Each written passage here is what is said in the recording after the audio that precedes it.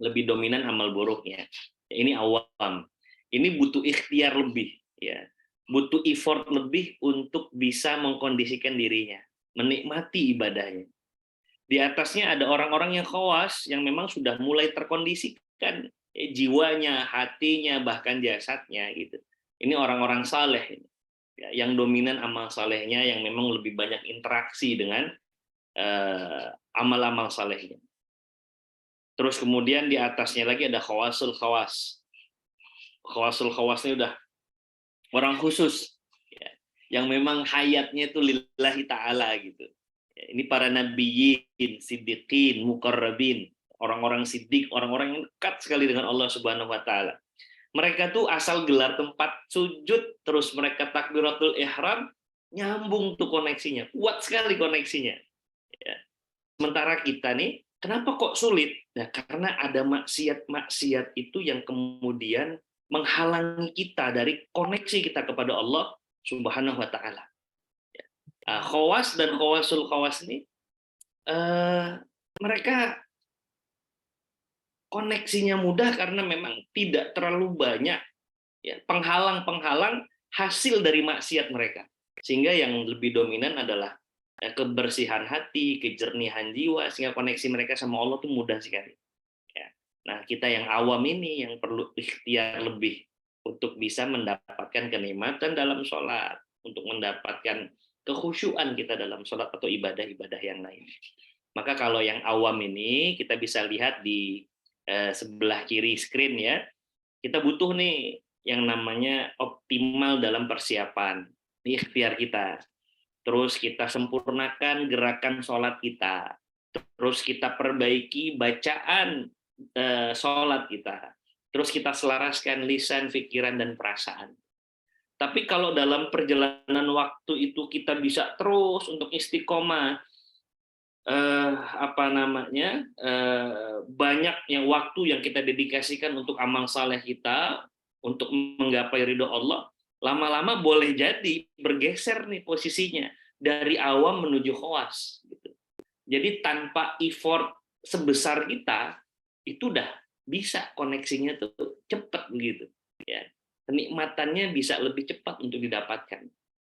Nah, hanya saja untuk yang awam ini, ya, orang-orang seperti kita ini yang masih bercampur maksiat, terus kemudian kadang-kadang kita juga nganggap remeh hal-hal yang diharamkan sama Allah. Nah, ini butuh nih ikhtiar, ya, untuk bisa mendapatkan kekhusyuan dalam ibadah, kekhusyuan dalam sholat.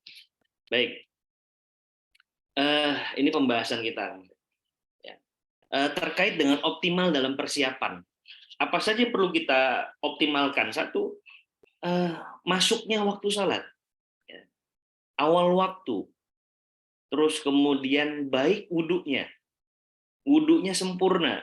Kalau kita ngelihat dalam beberapa hadis itu, ya, Rasulullah Shallallahu Alaihi Wasallam bersabda bahwa orang-orang yang sempurna wudhunya atau orang-orang yang baik wudhunya, fayuhsinul wudhu, fayusbihul wudhu, begitu redaksinya, yang dalam bahasa Indonesia berarti sempurna itu wudhunya, baik wudhunya, memastikan bahwa dia suci dari hadas besar, dari hadas kecil, suci badannya, suci tempatnya, suci pakaiannya.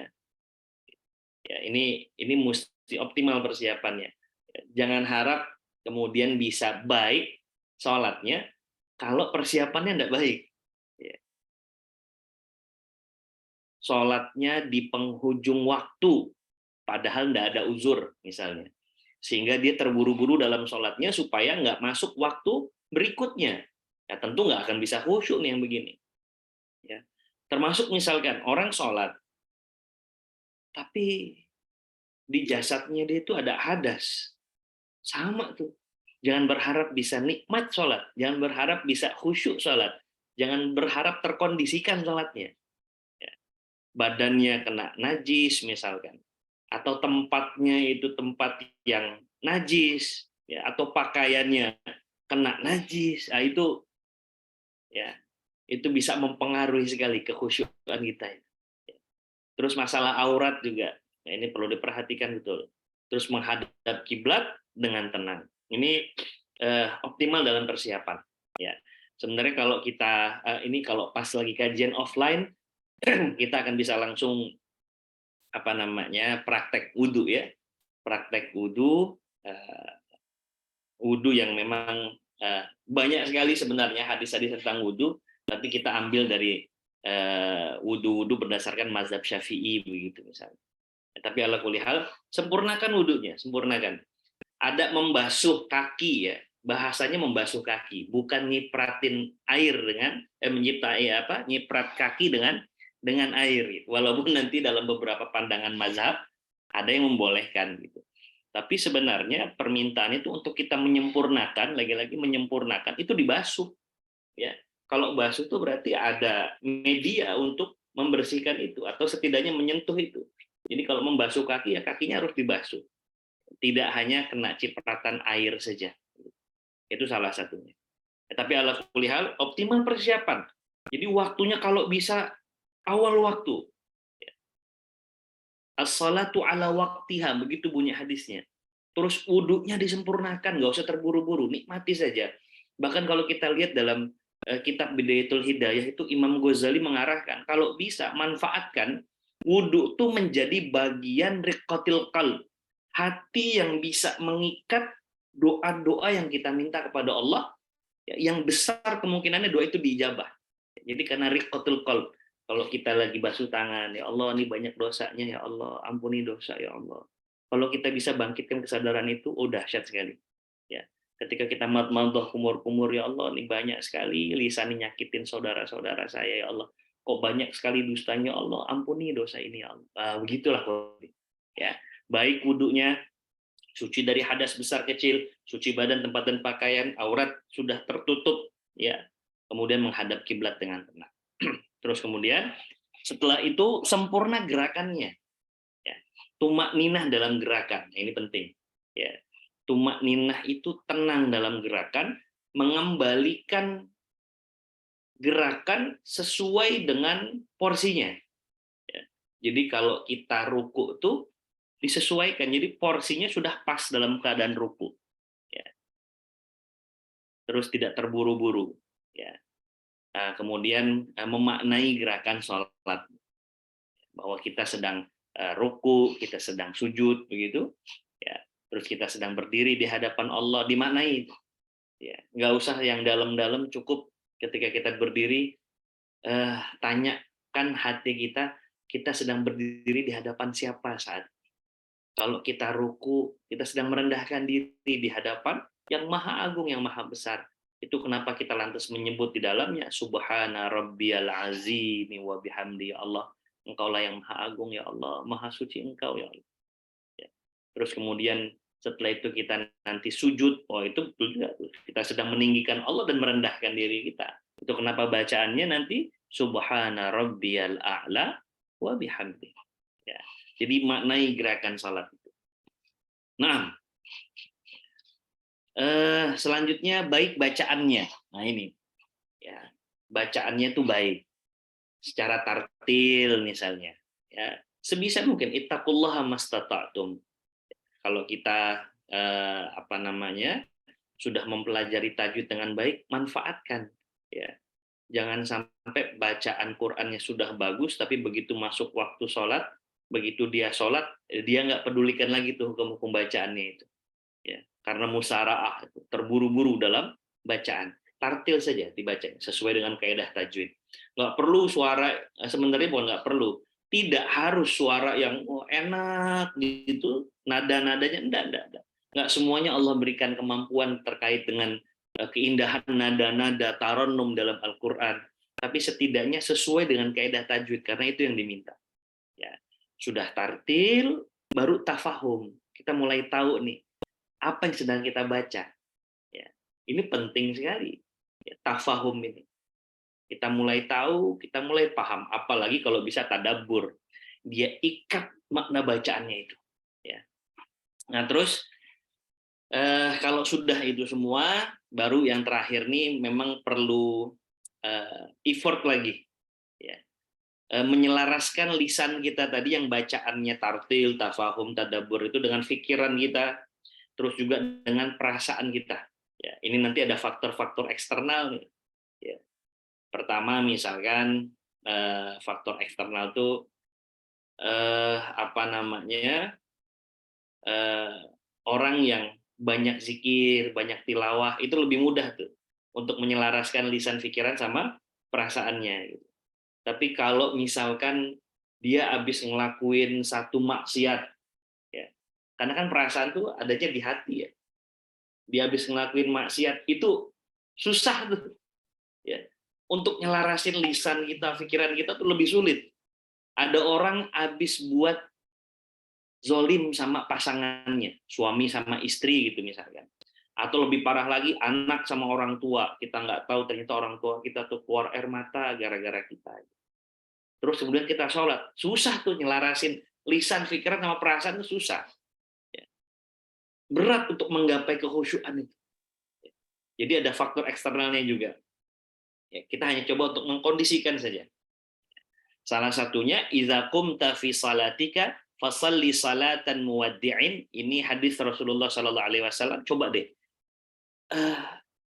kondisikan dirimu ketika engkau berdiri menuju sholatmu, maka seolah-olah itu adalah sholat terakhir, bukan begitu kata Rasulullah. Ya. Ini lagi menyelaraskan lisan, pikiran, perasaan. Ini salah satu pengondisiannya seperti ini. Ya. Dan itu berat, nggak gampang. Wasta'inu bisabri wassalah wa innaha lakabiratun illa 'alal khashi'in. Berat, kecuali bagi orang-orang yang khusyuk, yang udah terkondisikan. Orang-orang yang sudah mungkin khawas atau khawasul khawas, itu lebih mudah. Terus kemudian dalam surah Al-Baqarah, ya, Allah Subhanahu wa taala berfirman, alladzina yazunnuna annahum mulaqu rabbihim wa annahum ilaihi raji'un. Ya, ini orang-orang yang khusyuk adalah mereka yang mengikat makna bahwa mereka itu sedang menghadirkan diri mereka berjumpa dengan Tuhan mereka Allah Subhanahu wa taala.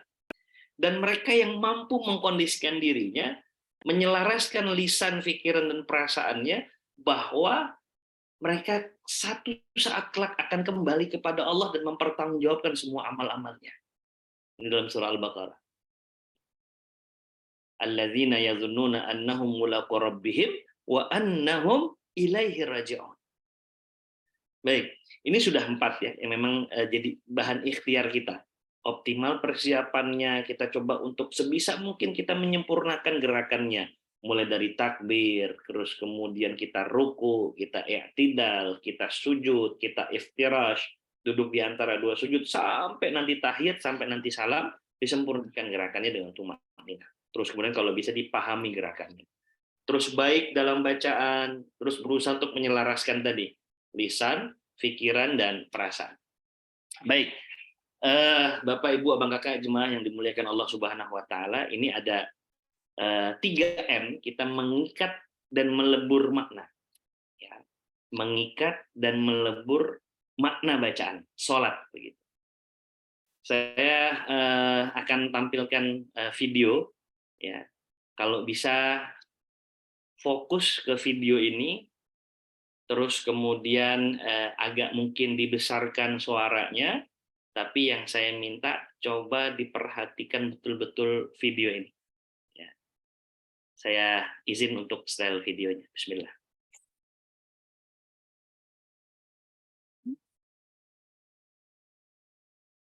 Alhamdulillahi Rabbil Alamin. Ar-Rahmanir Rahim. مالك يوم الدين إياك نعبد وإياك نستعين اهدنا الصراط المستقيم صراط الذين أنعمت عليهم غير المغضوب عليهم ولا الضالين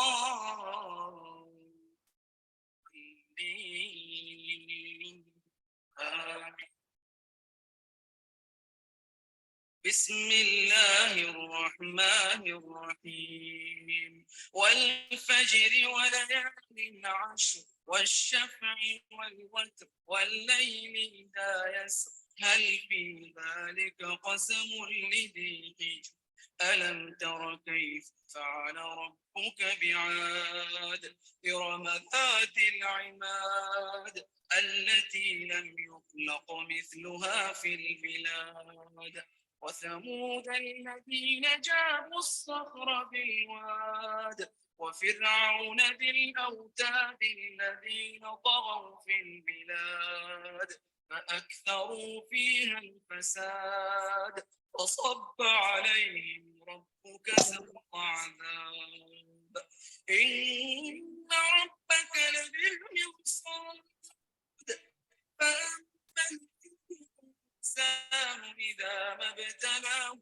ربه فأكرمه ونعمه فيقول ربي أكرمن وأما إذا ما ابتلاه فقدر عليه رزقه فيقول ربي أهانن كلا بل لا تكرمون اليتيم ولا تحاضون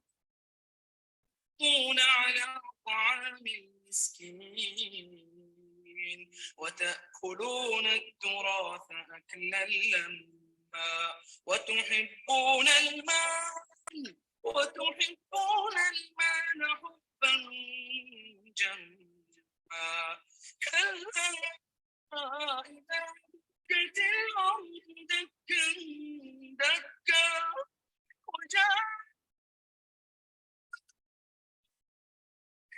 وجاء ربك والملك صفا صفا وجاء يومئذ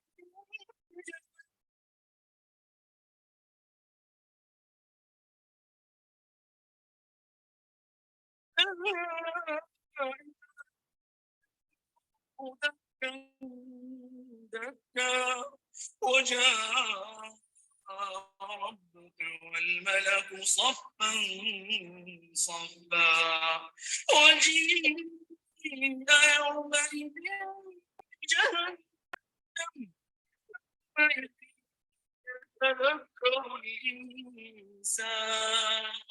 يتذكر الإنسان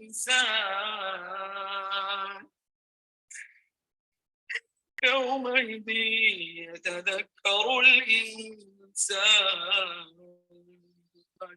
يتذكر الإنسان وأنى له الذكرى يقول يا ليتني قدمت لحياتي يا ليت يقول يا ليتني يا ليتني لحياتي فيومئذ لا يعذب عذابه أحد ولا يوثق وثاقه أحد يا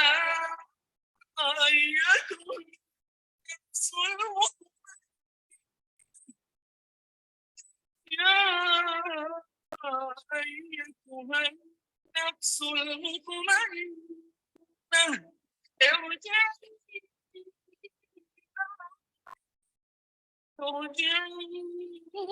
إلى ربك راضية راضية راضية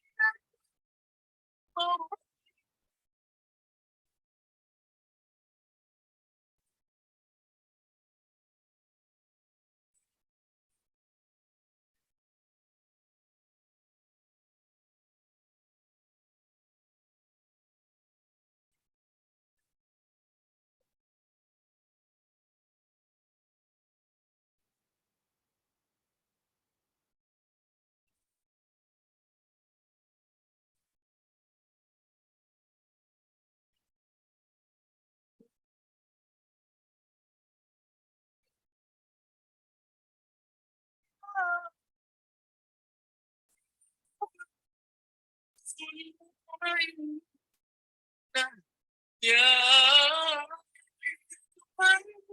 النفس المطمئنة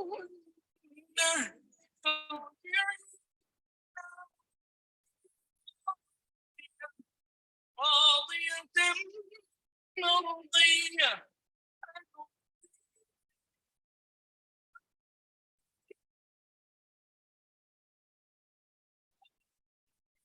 عبادي عبادي فادخلي في عبادي وادخلي جنتي. اللهم اجعل اللهم اجعل نفوسنا اللهم اجعلنا من اللهم اجعلنا من هذه النفس المطمئنة. اللهم اللهم اجعل نفوسنا برحمتك يا رب.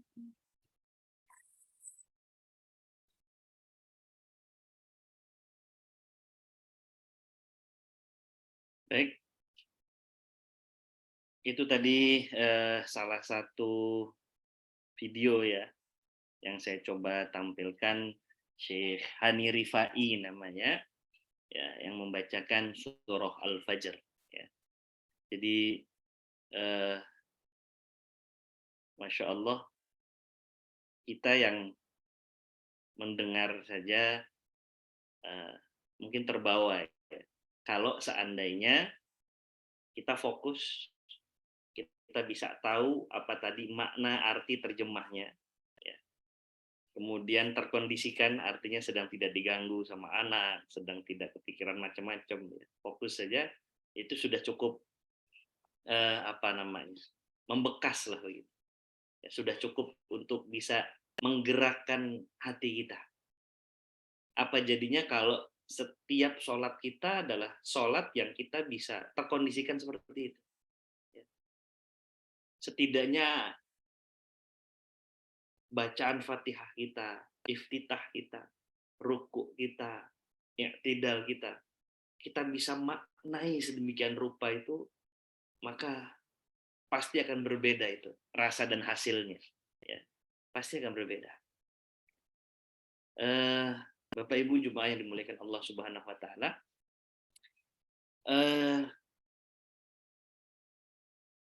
mungkin yang akan kita coba saat ini untuk kita langsung praktis saja, yang mudah-mudahan cukup terkondisikan, ya, untuk kita mulai dari Al-Fatihah. Ya.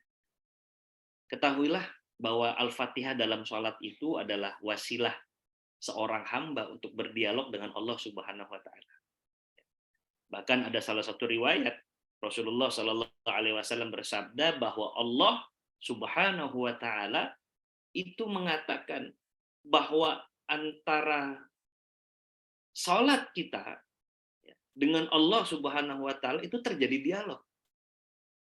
Disebutkan dalam riwayat Muslim, ini Allah Subhanahu Wa Taala berfirman dalam hadis qudsi, qasamtu salata baini wa baina 'abdi nisfain. Aku bagi salat itu dua bagian, kata Allah ini. Wali 'abdi masa'al, dan bagi hambaku apa yang mereka minta. Ketika seorang hamba mengucap alhamdulillahi rabbil alamin, apa ini artinya? Maha suci Allah, ya, Rabbul alamin, Tuhan semesta alam. Itu Allah ngerespon jemaah. Allah akan berkata, hamidani abdi, lihat hambaku ini memuji diriku, kata Allah. Terus ketika seorang hamba mengucap Ar-Rahmanir Rahim, yang maha pengasih, maha penyayang, itu Allah ngerespon itu. Allah akan berkata, asna alayya abdi, lihat hambaku ini sedang mengagungkan aku, hambaku ini sedang memuji diriku, kata Allah. Ketika seorang hamba melanjutkan bacaannya, Maliki yaumiddin, ya Allah, Engkau ini adalah pemilik hari akhir, pemilik hari pembalasan. Maka Allah akan merespon ucapan kita. Saat kita mengucap Maliki yaumiddin, apa kata Allah? Majadani abdi, ya, hambaku yumajiduni. Apa itu? Memuliakan diriku. Ya. Kemudian ketika seorang hamba melanjutkan bacaannya, iyyaka na'budu wa iyyaka nasta'in. Ya Allah, hanya kepadamu kami menyembah dan hanya kepadamu kami meminta pertolongan. Itu Allah merespon itu. Apa kata Allah? Ini urusan aku sama hambaku. Hadza baini wa baina abdi wali abdi masa'al. Dan bagi hambaku apa yang dia minta. Bagi hambaku apa yang dia minta. Pernah nggak kita minta sama Allah ketika kita sedang membaca Fatihah itu? Padahal hajat kita banyaknya luar biasa. Kalau kita tadi perhatikan apa namanya Syekh Hani Rifai tadi, video tadi, Viti tadi, ya itu ketika lagi membaca Al-Fatihah, membaca ayat-ayat Allah itu, yang dipahami bahwa ayat itu adalah ayat yang menggerakkan hatinya, dia langsung minta sama Allah. Itu doa inda riqqatil qalb. Doa ketika hati itu sedang riqqah, sedang apa namanya? Riqqah, sedang lunak begitu, ya. Sama kalau kita bisa mengkondisikan diri dalam iyyaka na'budu wa iyyaka nasta'in, itu kan ikrar dan pengakuan kita. Ya Allah, hanya kepadamu kami menyembah. Saat ini kami sedang menyembah dirimu, ya Allah. Wa iyyaka nasta'in, kepadamu kami meminta. Kalau kita bisa ikat maknanya, ya Allah, kalau bukan sama Engkau, sama siapa lagi kami minta, ya Allah. Kami punya hajat banyak, ya Allah. Ini kalau bisa diikat, dahsyat sekali. Ya. Sampai kemudian seorang hamba melanjutkan, ihdinas siratal mustaqim. Berikan kami petunjuk untuk bisa sampai kepada jalan yang lurus, yang benar, ya Allah. Siratal ladzina an'amta alaihim. Jalan yang Engkau berikan nikmat di dalamnya kepada kami. Bukan jalan yang Engkau murka, bukan jalan yang tersesat. Jadi jalan yang lurus, yang benar, ya Allah. Tolong arahkan kami, ya Allah. Arahkan hidup kami. Kan begitu sebenarnya. Apa kata Allah ketika kita mengucap ayat ini? Kata Allah, hadza li abdi wa li abdi masa'al. Ini untuk hambaku, kata Allah. Apa yang mereka minta akan aku berikan. Bagi hambaku, apa yang mereka minta. Begitu kata Allah. Jadi ini baru Fatihah, Bapak Ibu. Kita bisa ikat maknanya saja, udah dahsyat betul. Mungkin kalau saya boleh bertanya, sejauh mana kita memaknai bacaan Fatihah dalam sholat kita? Padahal semua sudah hafal di luar kepala. Padahal semua bisa membaca dengan hadar tuh dengan bacaan yang amat sangat cepat, saking hafalnya. Tapi sejauh mana Fatihah itu kita ikat maknanya dalam sholat kita khusus? Oh, padahal dahsyat sekali. Saya yakin kalau bisa ikat makna Fatihah saja, nggak ada tuh rumusan lagi bahwa sholat subuh cukup 2-3 menit. Nggak ada. Bisa lebih. Sholat sunnah 2 rakaat tahajud, nggak lagi 2 menit, 3 menit. Nggak ada. Apalagi sholat malam. Ketika apa namanya dikatakan oleh Allah Subhanahu wa taala, inna nasyi'atal laili hiya asyaddu wat'a wa aqwamu qila. Wa aqwamu qila, kata Allah, pertengahan malam, sepertiga malam itu, perkataan-perkataan di dalamnya itu lebih menusuk jiwa, masuk dalam relung hati terdalam. Maka kalau kita bisa maknai, udah dahsyat sekali.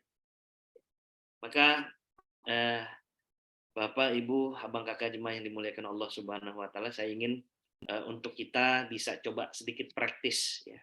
Sedikit untuk praktek Fatihah dulu. Fatihah dulu untuk kita apa namanya? Mengikat makna, ya. Mengikat makna.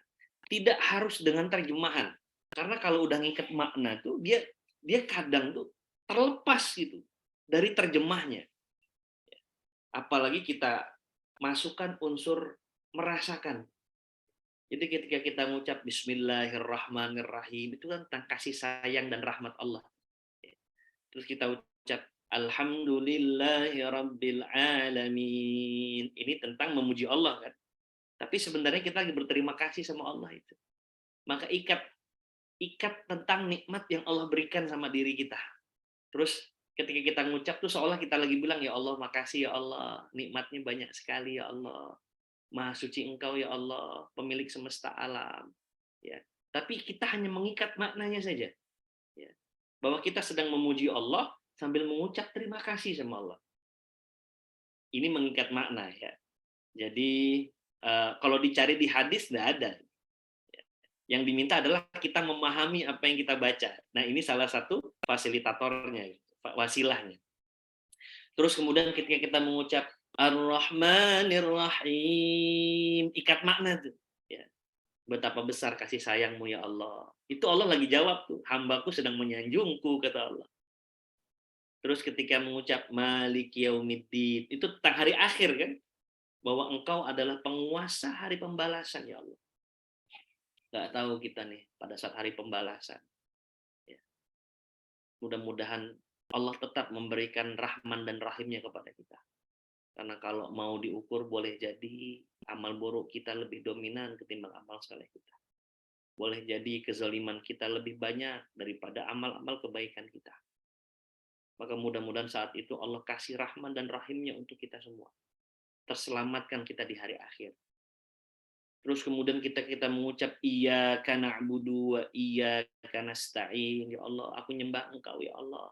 Aku juga hanya meminta kepadamu ya Allah. Itu diikat maknanya. Iyyaka na'budu wa iyyaka nasta'in. Ini kalau ngikat makna ayat satu ini, karena inti dari Fatihah ini iyyaka na'budu wa iyyaka nasta'in, kata sebagian ulama. Ibnul Qayyim al-Jauzi itu punya buku namanya Madarijus Salikin. Tebal sekali. Itu representasi dari iyyaka na'budu wa iyyaka nasta'in. Mungkin ada 300-an lembar mungkin. Ya.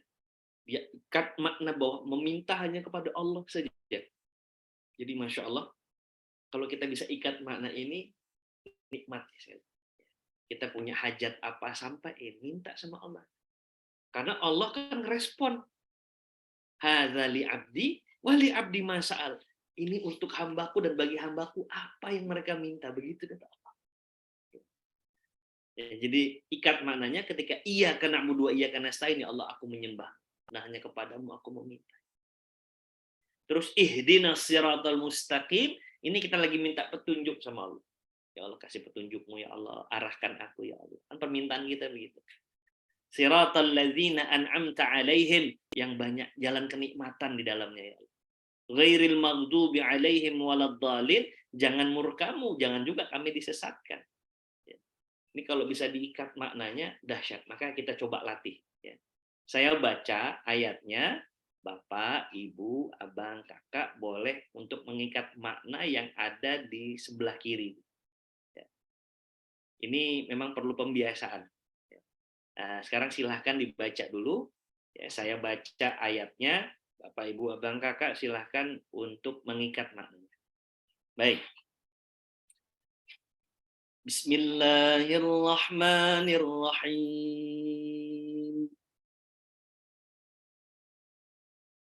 Alhamdulillahi Rabbil Alamin.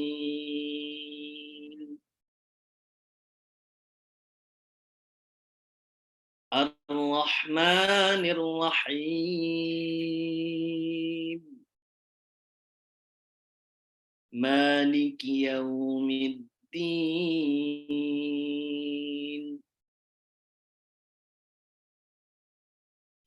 Iyyaka na'budu wa iyyaka nasta'in.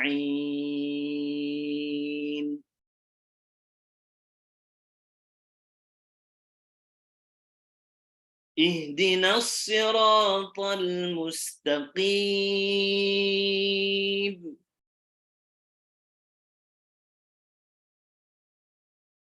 Siratal ladzina an'amta 'alaihim ghairil maghdubi 'alaihim waladdallin.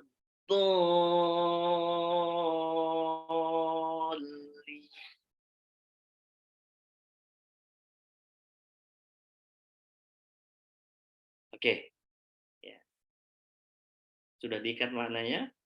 Kita lanjut lagi, kita ulang lagi. Ada yang saat mengikat makna tadi mungkin yang terkesima pada saat alhamdulillahirabbil alamin, ada. Ya, begitu ya Allah, makasih ya Allah, nikmatmu banyak. Itu ada tuh yang tersentak di situ hatinya ada. Terus kemudian mungkin ada yang tersentak hatinya saat dia membaca Ar-Rahmanir Rahim, kasih sayangmu ya Allah.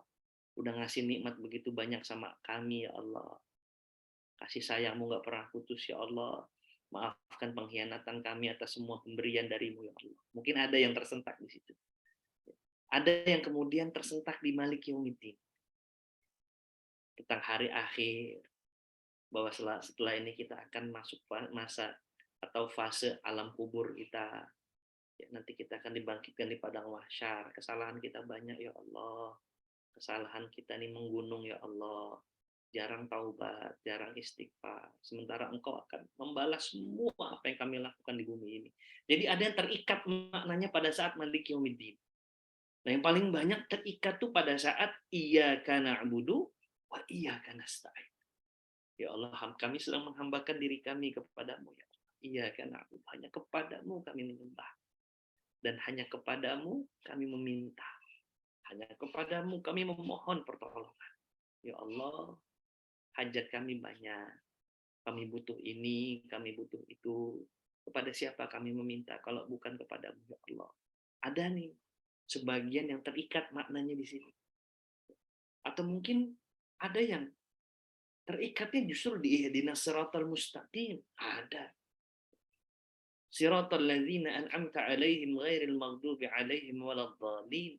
Dia dalam terombang-ambing lagi memilih harus kemana ya Allah jalan ini ya Allah. Ya. Ada tawaran menggiurkan sementara syubhat, ada tawaran yang amat sangat mempesona tapi ternyata ini dalam pandangan kita kok kayaknya bisa merumuskan nih.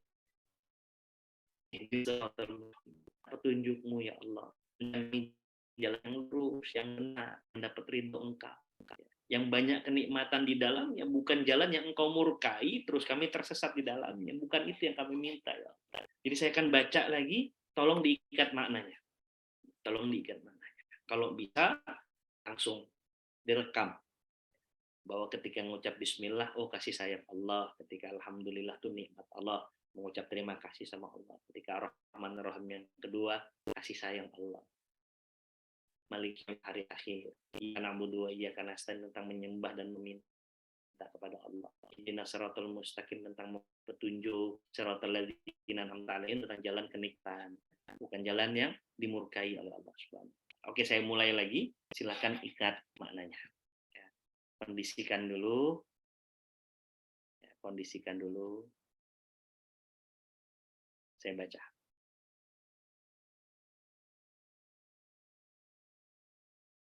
Bismillahirrahmanirrahim.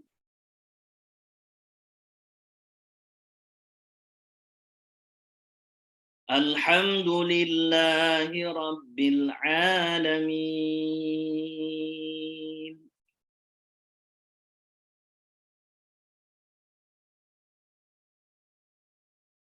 Ar-Rahmanir Rahim.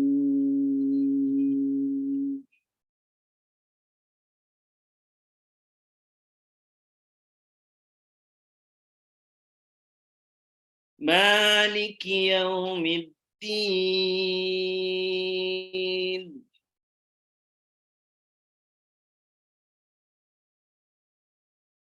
Iyyaka na'budu wa iyyaka nasta'in.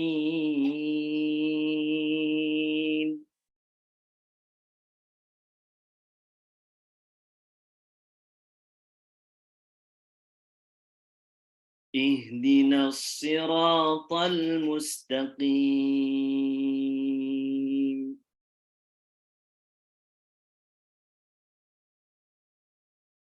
صراط الذين أنعمت عليهم غير المغضوب عليهم ولا الضالين.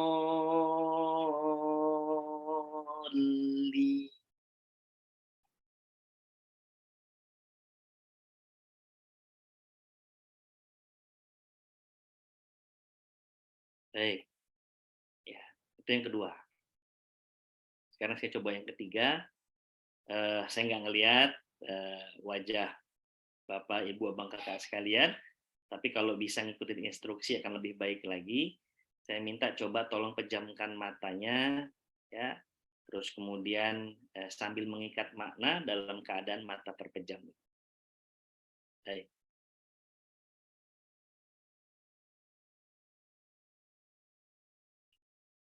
Bismillahirrahmanirrahim. Alhamdulillahi alamin.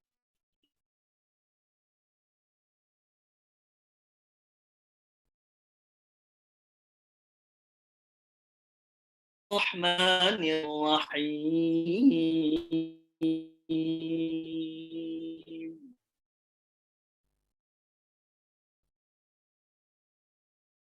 Maliki yaumiddin.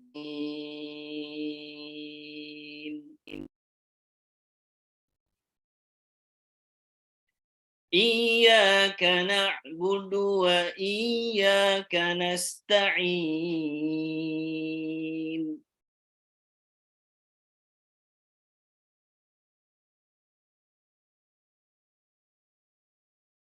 Ihdinas siratal mustaqim.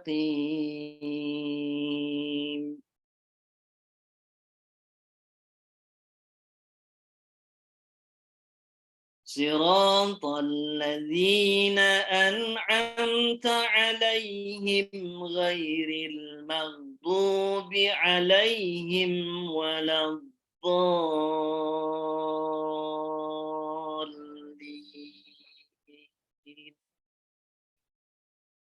Amin. Sudah ya? Sudah? Sekarang terakhir, silakan baca masing-masing, terus diikat maknanya masing-masing. Saya akan coba hitung, tolong nanti kalau sudah ada yang selesai duluan sampai siratal ladzina an'amta 'alaihim, waving hand.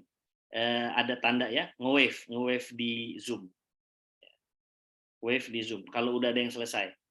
Siapa saja yang duluan selesai. Baik, atau boleh bersuara. Sudah, Ustadz. Ya. Baik. Saya mulai. 3, 2, mulai dari bismillah ya. Sekali lagi. 3, 2, 1, mulai.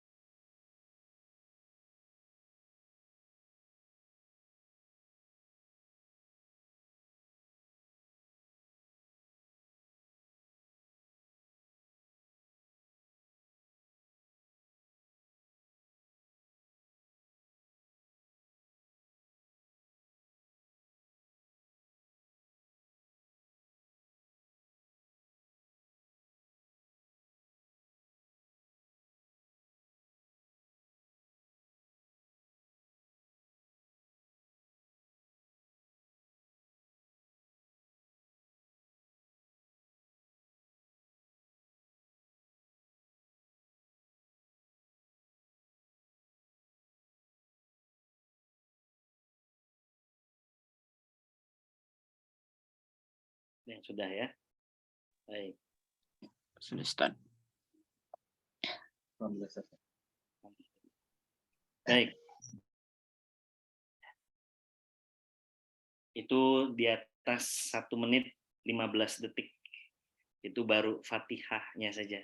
Jadi sebenarnya kalau kita mau mengikat makna Fatihah ya, dalam sholat kita tuh ya, akan dahsyat sekali dan tidak ada lagi tuh sholat subuh atau sholat sunnah 2 rakaat nggak nyampe 2 menit karena Fatihahnya saja itu sudah 1 menit 15 detik.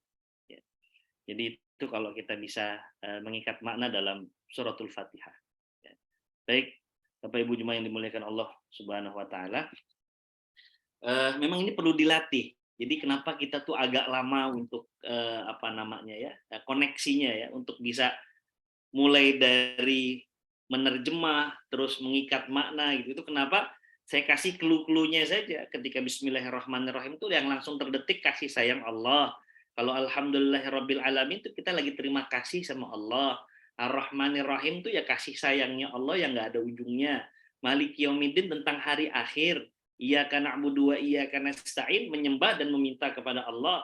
Ihdinas shiratal mustaqim, minta petunjuk. Shiratal ladzina an'amta 'alaihim ghairil maghdubi 'alaihim waladdallin. Amin. Itu jalan kenikmatan, bukan jalan yang dimurkai sama Allah. Jadi itu clue-cluenya saja ya, supaya kita bisa mengikat makna lebih cepat gitu. Apalagi kalau kita sedang bermakmum misalnya. Ya, kalau sedang bermakmum ya tentu kita akan mengikuti apa yang dibaca sama imam. Imam baca tartil agak cepat ya kita juga harus cepat meresponnya gitu. Tapi kalau sudah terbentuk, terpola, itu udah otomatis Bapak Ibu. Ya, ketika udah ngucap Alhamdulillahirabbil alamin. Kalau saya pribadi lebih sering di sini nih. Ya. Ketika sudah takbir Allahu Akbar baca Bismillahirrahmanirrahim. Kalau saya pribadi di ayat kedua. Alhamdulillahirabbil alamin. Makasih ya Allah, makasih atas semuanya. Itu udah kadang sering langsung terikat. Ya, Ar-Rahmanir-Rahim. Maliki yaumiddin. Ya Allah, kasih sayangmu nggak ada ujungnya ya Allah. Sementara engkau adalah penguasa hari pembalasan. Mudah-mudahan Rahman dan Rahimmu masih terus engkau berikan kepada kami ya Allah. Iyyaka na'budu wa iyyaka nasta'in. Ngiket lagi nih di sini. Ya. Oh, terlebih lagi kalau kita sholat munfarid, sholat sendiri, dalam sholat tahajud, sholat duha, oh indah sekali. Ya. Nah, jadi ini dilatih. Karena nanti ini ya, menyelaraskan pikiran, hati, dan lisan. Itu orang yang khusyuk dalam sholatnya, pikiran dan hatinya menyatu pada bacaan yang diucapkan dalam sholat. Ya. Nah, poinnya, ini ada 3 orang nih dalam menghubungkan lisan, pendengarannya dengan hatinya ketika sholat. Ya. Ada orang yang lisannya bergerak, hatinya lalai. Ya. Ada kita nih lagi berproses nomor 2, orang menggerakkan lisannya, hati ngikutin. Ya. Memahami, merasakan itu. Walaupun sekarang masih akselerasinya masih jauh ya. Artinya untuk bisa sampai kepada ikat makna tuh masih butuh beberapa tahapan gitu. Tapi kalau sudah terbiasa enak tuh. Ya, enak. Seperti apa yang saya sampaikan tadi, lisannya bergerak. Alhamdulillahirabbil alamin. Hati itu udah makasih ya Allah atas semua nikmat ya Allah, Maha suci Engkau ya Allah, gitu. Nah, ini yang lebih dahsyat lagi.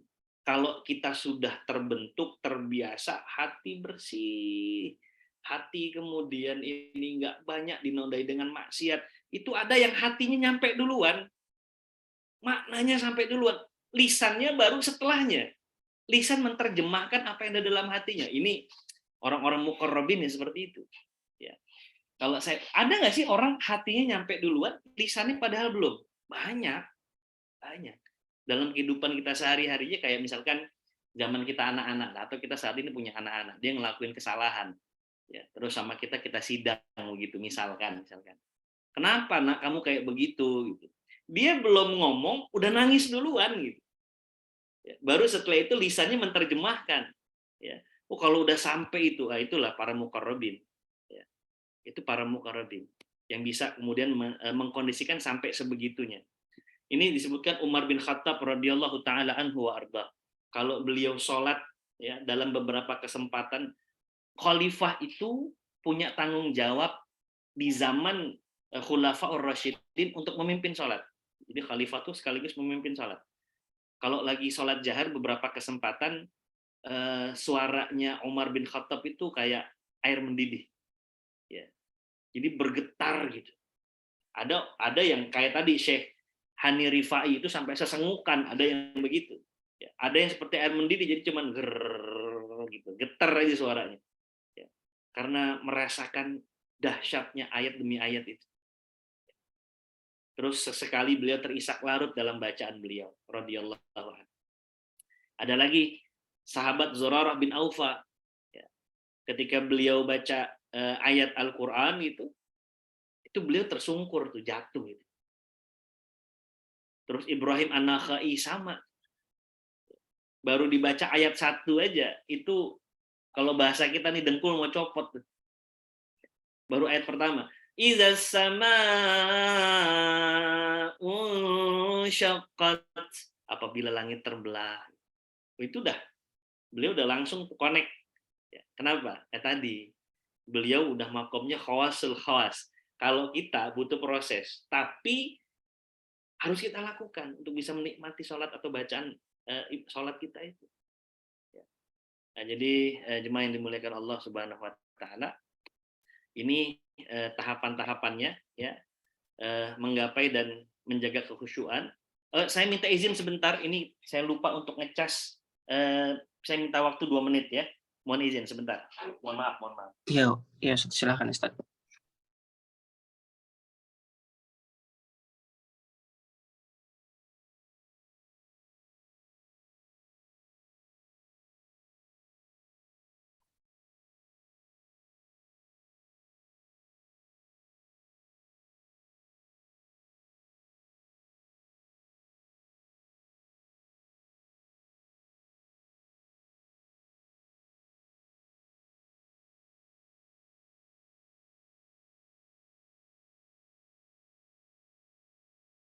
Ya. Bismillah. Baik. Mohon maaf tadi lupa ngecas ini. Udah low bed. Baik, kita lanjut lagi menggapai dan menjaga kekhusyuan kita. Yang pertama, ya kita harus banyak minta sama Allah. Ya, kita minta sama Allah, ya Allah, bersihkan hati, sucikan jiwa, ya Allah, jadikan hamba ini bisa merasakan keagungan melalui ayat-ayat-Mu, ya Allah, jadikan hamba bisa memperbaiki amal-amal saleh dan amal ibadah hamba. Kan ada doanya tuh. Allahumma a'inni ala zikrika. Ya Allah, tolong hamba ya Allah, tolong aku ya Allah untuk banyak-banyak mengingat-Mu. Wa syukrika, untuk banyak-banyak bersyukur terhadap karunia yang Kau berikan kepadaku, supaya bisa ngeh bahwa Engkau tuh banyak sekali memberikan kepada diriku. Wa husni ibadatik, tolong ingatkan aku ya Allah di tengah kelalaianku untuk memperbaiki ibadahku. Itu kan salah satu doa, ya. Atau doa yang lain, ya muqallibal qulub, tsabbit qulubana ala dinika wa ta'atika, kan ada juga. Nggak bisa bahasa Arabnya Ustadz, ya udah pakai bahasa Indonesia saja. Tapi yang jelas kita minta sama Allah, zat yang membolak-bolakan hati, yang membolak-balikan hati supaya hati kita ini tetap bisa terus mendekat kepada Allah Subhanahu Wa Taala. Yang kedua, dengan ilmu. Itulah yang kita lakukan hari ini. Terus yang ketiga, ini penting, ya, dekat dengan amal saleh, jauhi maksiat. Karena maksiat itu kayak pemutus koneksi. Ya. Harusnya dengan amal saleh itu ada apa namanya itu, connection booster ya. Tapi kalau udah ada maksiat, itu udah malah kita memutus koneksi itu dengan Allah Subhanahu Wa Taala. Ya. Terus yang ketiga, nutrisi hati. Ini penting sekali untuk melembutkan hati. Khusyuk itu adanya sebenarnya adanya di hati, dirasa.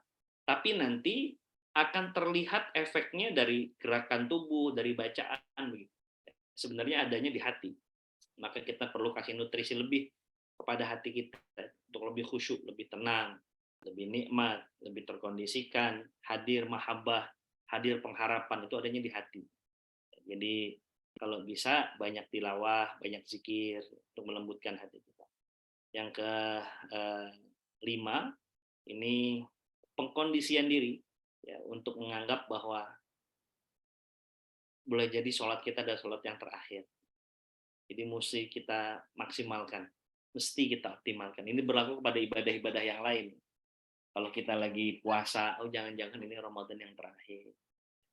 Terus kalau kita lagi apa namanya sholat kayak begini, jangan-jangan ini sholat yang terakhir. Dan itu adalah saran dari Rasulullah Shallallahu Alaihi Wasallam.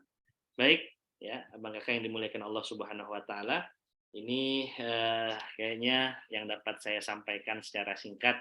Ya, mudah-mudahan singkatnya ini bisa dipahami begitu dengan segala kekurangannya. Sebenarnya masih ada hal-hal yang